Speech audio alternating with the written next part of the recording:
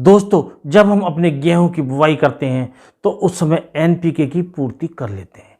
NPK का मतलब है नाइट्रोजन, फास्फोरस और पोटास। और दोस्तों, कुछ किसान भाई ऐसे होते हैं तो उसमें पोटास नहीं डालते हैं। और दोस्तों, यदि आपने बुवाई के समय पोटास नहीं डाली है तो आप जब पहली सिंचाई करें तो उस समय यूरिया के साथ पोटास डाल सकते हैं। तो दोस्तों, इस समय जो हमें यूरिया की मात्रा पहली सिंचाई पर लेनी है वो लेनी है लगभग 60 किलोग्राम प्रति एकड़। और इसके साथ हम ले सकते हैं 20 किलोग्राम पोटास प्रति एकड़ के हिसाब से, और इसकी हम प्रयोग कर लेते हैं। और दोस्तों, यदि हम बुवाई के समय उसमें सल्फर नहीं डाल पाए हैं तो हम सल्फर का प्रयोग कर सकते हैं। यदि उस समय हमने जिंक का प्रयोग नहीं किया है तो उसमें हम जिंक डाल सकते हैं। तो इस प्रकार इन तत्वों की हम पूर्ति सिंचाई के समय कर सकते हैं।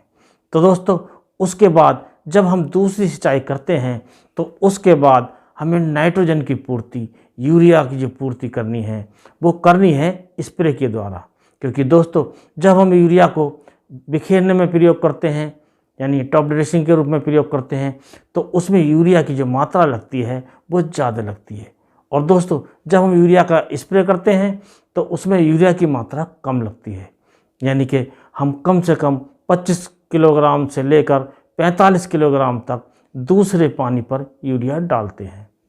तो इसका मतलब ये हुआ कि हम यदि इसका स्प्रे करें यानी कि वो बहुत से बहुत 3 किलोग्राम प्रति एकड़ के हिसाब से स्प्रे होता है जब हमारे पानी की मात्रा ज़्यादा लगती है। यदि पानी की मात्रा कम लगती है तो 3 किलोग्राम से भी कम यूरिया में काम चल जाता है, और इसका जो रिजल्ट मिलता है वो 1 बोरे यूरिया के बराबर मिलता है। तो हमें दूसरे पानी पर जो नाइट्रोजन की जो पूर्ति करनी है तो दोस्तों वो यूरिया के स्प्रे से करनी है। इससे हमें यूरिया की बचत तो होगी ही। तो यूरिया का बचत का मतलब होता है पैसे की बचत, और पैसे की बचत तो होगी ही, इसके साथ साथ हमें जो नाइट्रोजन की पूर्ति हो जाएगी वो जल्दी हो जाएगी और समय से हो जाएगी, और उसका जो फ़ायदा मिलेगा वो पूरा मिलेगा और हमें बम्पर पैदावार मिलेगी और कम लागत में मिलेगी। इसका मतलब हुआ कि हमारा जो मुनाफा है वो बढ़ेगा, क्योंकि दोस्तों जब लागत कम आएगी तो मुनाफा बढ़ेगा ही। ऐसा कोई बात नहीं है कि हम ज़्यादा लागत लगाकर ज़्यादा यूरिया प्रयोग करके अपनी थोड़ी बहुत पैदावार बढ़ा लें, तो उससे कोई फ़ायदा नहीं है।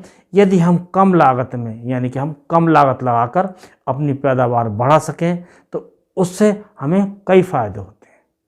तो दोस्तों, यदि इस समय हम प्रयोग कर लें, जिंक का भी प्रयोग कर सकते हैं यूरिया और इसके स्प्रे के साथ। इस समय जो हमें जिंक लेनी है वो जिंक लेनी है जिंक EDTA। ये जिंक EDTA चीलेटेड रूप में आती है। इसकी जो मात्रा होती है 125 ग्राम प्रति एकड़ के हिसाब से 150 लीटर पानी में घोलकर हम स्प्रे करते हैं। यदि हम ऐसा कर लेते हैं तो हमें गेहूं की जो पैदावार मिलती है वो बम्पर मिलती है, यानी कि कुल मिलाकर हम कम लागत में ज़्यादा पैदावार लेकर ज़्यादा मुनाफा कमा सकते हैं। तो दोस्तों, पूरा वीडियो देखने के लिए आपका बहुत बहुत धन्यवाद। इसी के साथ इस वीडियो करते हैं समाप्त। नमस्कार।